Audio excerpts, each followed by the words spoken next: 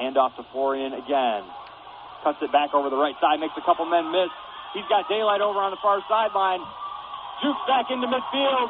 Touchdown, Florian. What a run. He side up the middle. It was plugged. Went around the right side, made a couple guys miss, cut back up the middle for a nice touchdown run, 41 yards. Braden Florian, man, he is on fire to start this season, picking up right where he left off last year. And the Chesaning Indians strike first and are on the board 6-0 thanks to Braden Florian. Man, he was huge on that drive. Hey. He'll bring up 1st and 10 after the Florian run. Here comes an inside handoff to Landon Qualls, and he's into the end zone. Qualls gets in on the action. Volk looking to throw and air it out. He's got a man open across the middle. Another touchdown, Brady Sager. And I think that one might be all Chesaning needed to seal this one away. And right on cue, as we're mentioning Florian, they do another fake handoff to him. Volk roll out to the left, finding receiver Adam Woodcock in the back of the end zone for a Chesaning Indian touchdown. 45-14. This game is wide open here. 3:45 remaining in the fourth quarter. Well, next up, part of our prep spotlight tonight, we have one of our great young coaches in our area, the Chesaning head coach, Matt Walter. And Coach, you're a third of the way season in. Big win over New Lothrop on Friday night. Packed house over there at Morning Star. Let's start right there. You're a third in. I think you had high expectations coming into this season, and so far it looks like you're living up to it. Absolutely, and that's one thing we talked about in the off season is we're going to have to give our best. We're going to have to be our best at practice, at every game. Teams are going to come after us. We're at the top. The one thing that we kind of have been frustrated with is we're not getting the respect outside of the community in the school that in our program. And so we're setting the tone. And Friday night was a tone setter. It was a statement win that we're not going away. Even against Bath, people picked us to win by 4. No, we're setting the tone. We're coming at you, and just be ready. Hey, that's probably part of maybe if you're not the New Lothrop Hornets in mid-Michigan racking up all those state championships that they have, you guys do kind of have some respect, I guess, to build on. I mean, you guys are kind of doing that. What New Lothrop had beat you guys, I think, 5 straight years before you guys beat them last year. So now you've got them 2 times in a row. So you're showing, I guess, the media folks or the people outside of mid-Michigan that Chesaning this last year wasn't a fluke, right? I mean, we're a program that's here to stay. Absolutely. And if our guys are working hard in the off season and they're hearing this stuff, we're supposed to, one of the polls had us finishing like 4th in the league. And that stuff gets to you after a point, and then you just got to do something about it. And It's our coaching staff too. Our coaching staff is driven like no other, and it kind of trickles down to the team, to the program. And so it's driven by our staff right now, and our players are locked in. I said last year they were locked in. This year there's a new locked in. I'm telling you right now, these guys, when they walked out New Lothrop, there's no way they were going to lose. Especially, sorry, Jared, I know you're about to jump in, especially on a night when you guys are honoring 2 state champion Chesaning teams. I mean, I don't care if the state championships were 30 years ago. When you see Chesaning state champions walk out there getting honored, I would be thinking, I want that to be me in 20 years. So that's a pretty cool thing. Absolutely. And one of the things that's thrown around the school a lot is pride. Pride is thrown a lot. Tribe is thrown a lot. Pride, the Indians. So we want to make sure we make them proud of us on the field and off the field. And I think Friday night showed that for sure, with a lot of guys coming back that we've never met before, never seen before. And they got to see a game and see a darn good game, a domination. Yeah. I mean, I saw you guys had, I think, over 300 yards in the ground. I mean, you guys do that to a lot of teams. We're all Michigan fans on this podcast. We've grown accustomed to seeing Michigan bludgeon some teams, maybe not so much this year. Flat out, how satisfying is it when you are able to dominate on the ground like you guys did last week? It's got to feel pretty awesome. It's what we want to do. We want to ground and pound, and then now we can air it out a little bit more. Our Max is a year better. This is his third year on varsity, a starting quarterback, so he's that much better.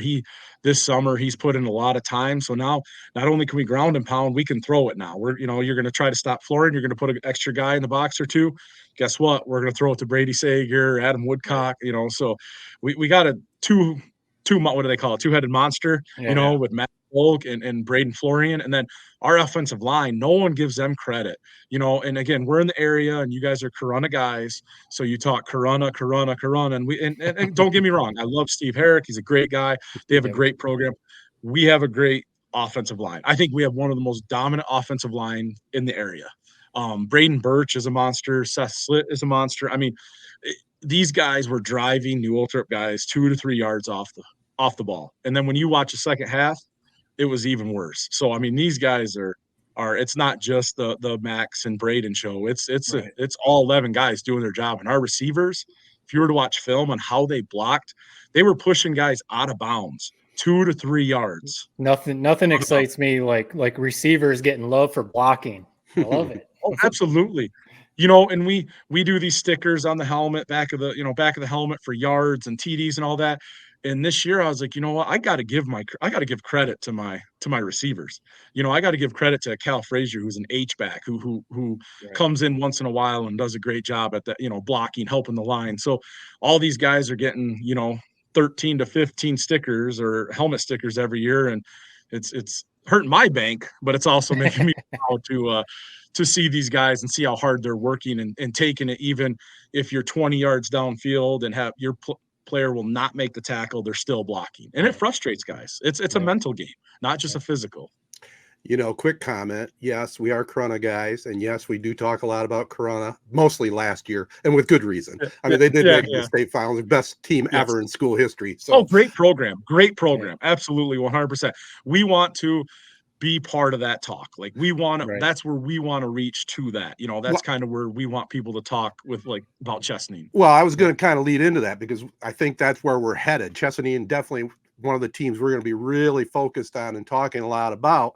And, you talked about the 98 and 2001 team being there in attendance. I mean, Chesaning, I've been broadcasting a long time, 40 years, and in the 80s completely dominated the conference, in the 90s solid. I mean, and then obviously winning those state championships. I did notice in the Argus Press preview, and I like the way you operate, by the way, Coach. You say what's on your mind. You don't sugarcoat things. Nope. You said, most coaches will say, well, our number one goal is beating the next team in front of me, win the conference championship. But you were stated as saying you're looking for an undefeated season. That confidence has got to go down to the team, right? Oh, absolutely. And we had 80% of our offense and defense come back from last year. I mean, and they're bigger, they're stronger, they're faster. They got another year of experience. So some of these guys have been 3-4 years on varsity. And like I told you, we haven't gotten the respect that we feel like we should. Right. And so if you're not going to get respect, we're going to take it. We're going to take respect. And it showed the past 3 games. I hate to say it, we're not trying to, embarrass anyone or anything like that, but we want to send statements, and that's what we want to do. I mean, at some, you want to play the game the right way, but at some point it is about making a statement. And you're not trying to run the score up. You're not trying to, do anything disrespectful or anything like that, but you're trying to make a statement. I mean, I don't know, Coach, you got me. I'm ready to strap up, man. I mean, good. Do it. Let's go. We could, hey, we could use another receiver. So don't worry. I mean, if you got time, I got some eligibility left. There you go. I might need to loosen up the joints a little bit, but no, I mean, I grabbed the Michigan helmet. Jared, you mentioned Michigan a little bit ago. I bet beating New Lothrop, I mean, you're fired up. You're rightfully so. Beating New Lothrop is probably like, when Michigan beats Penn State in the regular season, or if they can beat Ohio State at the end of their regular season. Huge check mark. But for Michigan, there's always like bigger goals, winning the Big Ten, and then, now getting to the college football playoff and, and on. So beating New Lothrop, huge check mark. But how do you now get the guys to be like, the season's not over? Like this wasn't the high point of our season. Like, we have bigger goals to reach to. How do you keep 16, 17, 18-year-old kids focused on that? Well, and I listened to your guys' podcast a little bit. Nice job, by the way. At the end of the game, you guys said, look at Chesaning players. They're smacking each other on their head, their helmets. The coaches are chest bumping. They're celebrating all that.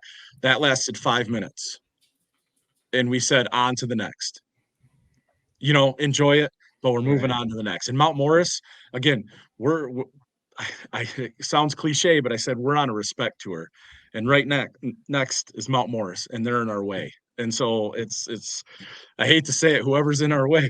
I mean, we're gonna give our best. I mean, I'm not gonna guaranteed wins or anything, Right. but I'm telling you right now, we're gonna smack you in the face. You're gonna feel it, all right, and you're gonna understand. Just like I hate to say it, a couple quarterbacks for New Lothrop, we were going to, if they may have gained 20 yards, but we were going to take a shot. We're going to tackle you. You're going to feel us. So, and that's our defensive coordinator, does a great job. He's passionate. He's energetic, and I tell you what, he knows exactly what's coming, and these guys believe in it, and it showed the domination on Friday.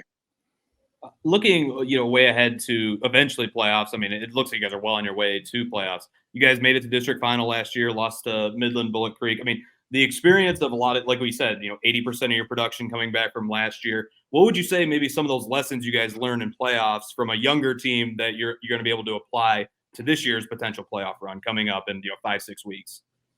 Well, we knew we had to be more physical because Midland Bullet Creek, I mean, the two Swartz boys and then their offensive line was big and strong. Thank goodness they're in D5 now, so we don't have to deal with that. But we knew we had to be more mentally tough. And if you're going to be mentally tough in the offseason, you got to get to the weight room. You got to get to the weight room. And then, like I said, now that Max can throw it a little bit more, he could throw it last year, but right now he's almost to 600 yards in 3 games with 9 touchdowns. With Florian having 400 rushing yards and Max having another 200. So we're now able to throw it a little bit, which if guys, like I said, guys want to stack the box or anything like that, our offensive coordinator has a game plan for everything. And so we have adjustments that were last year. I don't think we felt as confident in the passing game. And now Max is probably, I would say, the best quarterback in the area, if not Lower Michigan.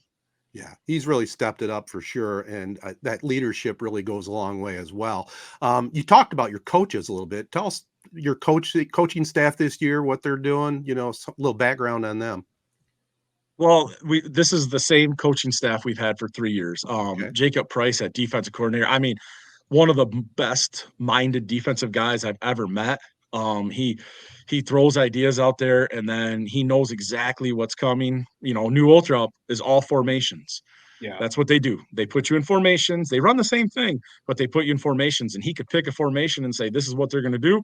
And our defense was ready for it. And then his brother is our offensive coordinator, and he's opened it up a little bit. So Max can run a little bit more. Max is a little bit stronger, a little bit bigger, and he also can throw. So now we've got a threat of our quarterback running and throwing. And then our offensive line coaches are very intense. Just today, they were getting on the kids pretty good. If you don't finish a block, I'm telling you right now, you're going to hear about it. And then we added Bobby Sager to the program. He's been a well-known Chesaning guy, and he's defensively helped us out at the linebacker position. And our linebackers might be our strongest suit.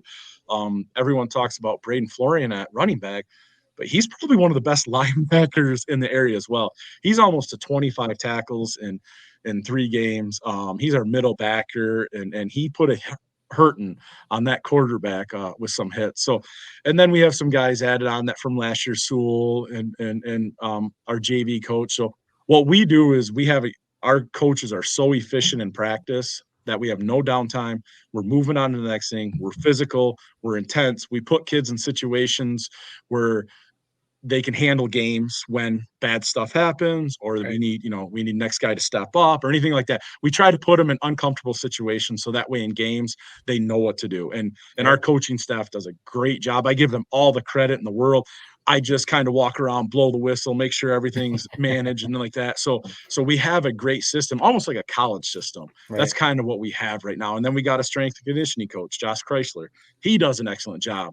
So everyone has their role, and they do their role great. Instead of having a lot of roles and just being okay, we have smaller roles, but we're really good at them. I got one last question for you, Coach. You're talking about your coaching staff and seemingly the edge your team plays with in the trenches. We were talking about Michigan last week, and I'm an idiot, but to me, it looks like Michigan doesn't have the same edge that they had under Harbaugh. Do you think that's something that a coach can instill in players, or does that just come with talent and natural players like mental makeup? What do you think of that? So we have a lot of talent. I'll be the first to admit. And we actually watched a highlight from the '98 championship team. They had a highlight film, and one of the questions asked to Jim Zappin was, you're returning everyone. You're returning 16 guys. How do you feel? He's like, I feel great. Not many people return Right. 16. So we return a lot of guys, but I think our coaches set the tone, especially our pregame speeches. Usually I give one right before we walk out. I was given one before we walked out for warm-ups an hour ahead of game because I couldn't hold back. I couldn't. And I got, I'm older. You called me young, but I'm older. I've got one good one in me in a week.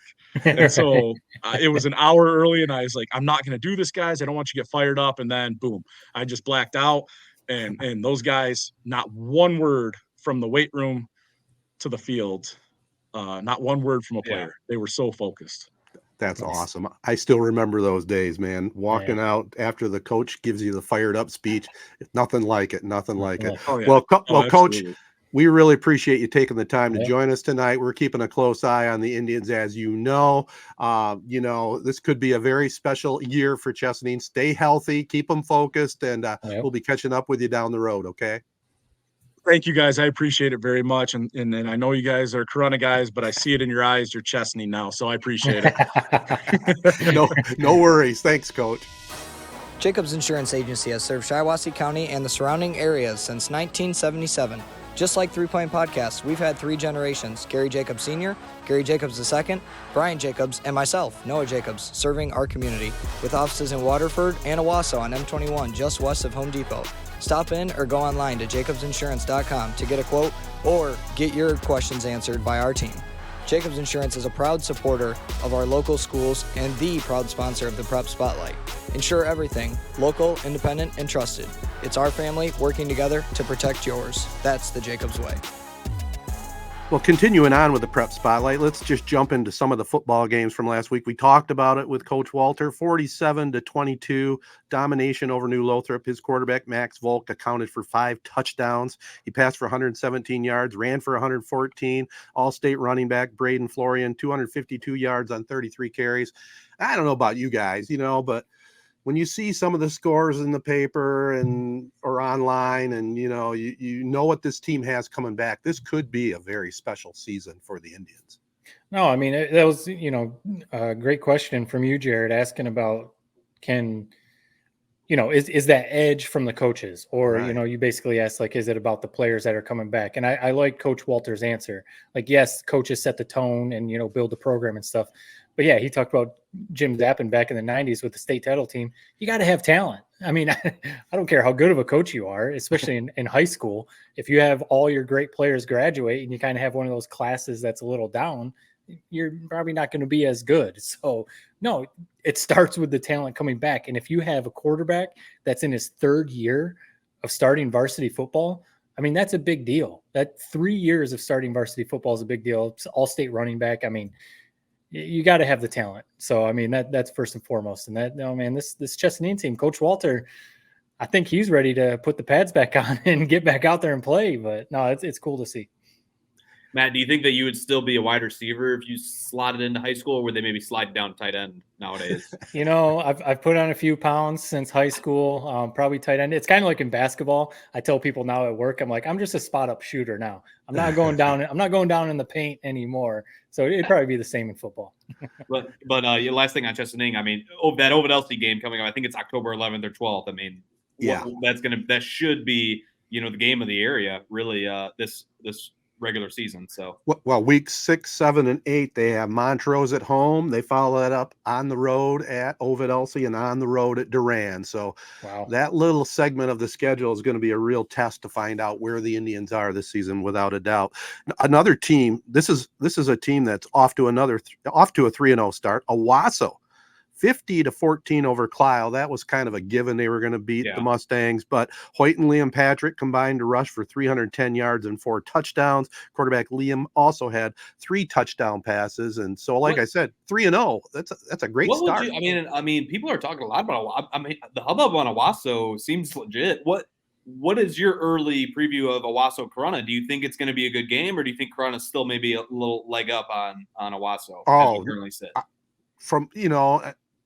I'd wear my Corunna, loyalty on my sleeve, but I really honestly believe this is a 50-50 game coming in.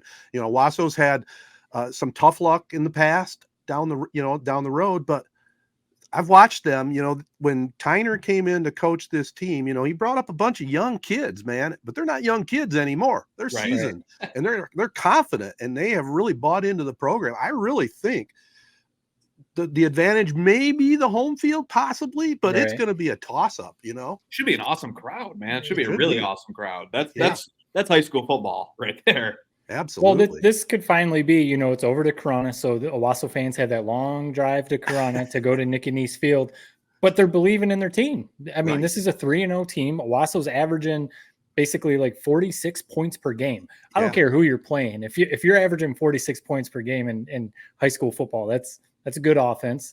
So Corunna is going to have to figure out a way to stop that offense. And then Owasso has that just, like nothing to lose type of mentality. Like, probably most people, even though you're kind of saying a coin flip, Ted, but most of the people are probably still expecting Corunna to win. So Owasso should go in there and be like, hey, let's win. Right. I looked up a stat. I was curious. This is kind of crazy. I wanted to look at the last 10, 20 years, kind of how many wins Owasso has over Corunna type of thing. Their last 2 wins over Corunna, Ted, you can fact check me on this. You want me to guess? I can guess them. You want me to guess? Sure. I was gonna say, why don't you guys guess first? Okay. Owasso's last 2 wins over Corunna. Yeah. So it would have been the 2 years after I graduated, so 2019 or 2018, and then it would have been when Jalen Weekly was playing for Owasso, so 2014, and then they beat my brother's team a couple years before that, 2012. Yeah. And so I don't remember. Real quick, Ted, so the last 2. What's crazy about that? 2018, 2014. So you're right, Jared. Good historian. Corunna. You don't forget those losses, man. You don't forget them. Because in those years, that was Owasso's only win in those seasons. Yeah. They went 1-8 in those seasons, but they beat Corunna. It's crazy. I think the 18 game, they just came over and just totally manhandled them physically. They must have had 7 or 8 unsportsmanlike conduct penalties with late hits, but they ended up picking up the win. Well, they had years of beating to get payback on. Right. But one thing I will say, it's a bit of a bummer. You almost wish that game was at Owasso. I mean, we're all Corunna guys. Sweet new field they got, but I hate to say it, man. That's a game made for Woolman. Yeah. Historic Woolman Field for sure. Well, Corunna coming into the game, putting up 49 points last week against Brandon. They improved to 3-0, 49-21. Quarterback Caden Cowdery settling in, 4 touchdown passes, 130 yards rushing. Bryce Eddington apparently is back healthy, 2 touchdown runs. Lucas Curran, a 90-yard kickoff return, and Isaac Jacobs. There's a family connection there on the Prep Spotlight. Oh, yeah. Had a couple of touchdowns for the Cavaliers in that one as well. So it's going to be a great matchup, a Castle game of the week for sure. We got the 3-man booth going to work that game on Friday night. So I'm looking forward to going over there and seeing what's up. I'll be tuned in on NFHS. That's for sure. That's a prime. That's a prime. I'm going to be dual screening it. Nebraska, Illinois, Owasso, Corunna. That's a great Friday night to me. That's a great Friday night right there. Patch the Castle into the broadcast so you can listen in on that as well. 100%. All right. Ted, by the way, I know you got a few more scores to rattle through. Yeah. 3-man booth. Right. You 40 years, you were the play-by-play guy. How do you like being the third mic? Is it kind of cool? And Casey, first of all, Casey does a great job play-by-play, but how is it kind of stepping back? You know what? I like it. Third mic. I like third mic, and I did last week. I did with Casey just the color commentary. Bart had a commitment, or it was 2 weeks ago rather. Right. I kind of like it. There's definitely not the pressure. I'll put it that way. I'm not going to shortchange the job because you got to read the commercials, so you got to be able to read coherently. That's the hardest part. Is probably reading all the commercials. Right, but the color commentary part kind of comes natural to me. Sometimes I get maybe a little bit too animated in my play-by-play mode, but right. I actually like it. It's fun. And really, it's nice being a third mic because I try not to step on Bart. I just try to pick my spots where I can just put a little tidbit in there, get in, get out, and it's fun. It's fun. And still one of the best seats in the house too. I love that. Oh yeah. A couple quick other scores. Ovid Elsie over Lakeville, no problem, 52-0. Who should I talk about first here, Jared? Trey Stokar. Tokar, 9 of 9 passing, 2 touchdowns and a touchdown run. Owen Long, an 80-yard interception return for 6. A couple other scores. Morris over Byron, 54-6 and 8 man. This guy's got a nice stat line here. Wyatt Valentine, I mean, he's off to a great start defensively. A man after my heart. He's already got, I think, 4 or 5 interceptions on the year. He had a 64-yard interception return for a TD. He had a fumble, scoop, and score, and had a touchdown run on offense. So that's not a bad night's work there. All around. And one other score, didn't really see much about it in the coverage, but Duran come roaring into the game. Montrose sent them packing 20-14. So a little wake-up call for the Railroaders in that one. Yeah. All right, guys, that's it. The Prep Spotlight presented by Jacobs Insurance Agency, local, independent, and trusted. We'll be back, talk a little college and pro football, and may even talk a little Tigers on 3 Point Podcast tonight. We'll be right back.